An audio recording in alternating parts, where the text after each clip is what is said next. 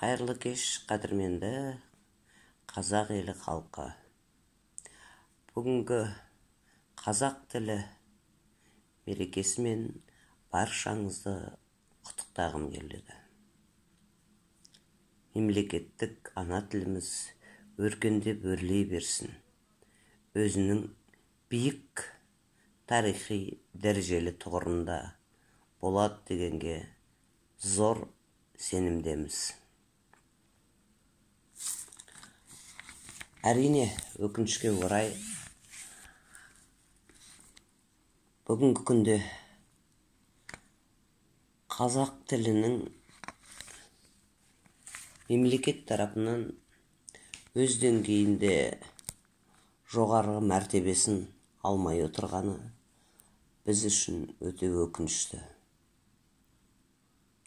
Ұрпақ үшін бұл қасірет деп ойлаймын. Бірақ бүгінде біздің баршамыздың парызымыз, міндетіміз, ұрпақ алды міндетіміз, тарих алды міндетіміз, мемлекеттік ана тілімізді, қазақ тілін өзінің тұғырлы биік дәрежесіне орнықтыру. Мереке құтты болсын. Қазақ тілі, қазақтың ана тілі, бүгін оған адам аз бас иетін.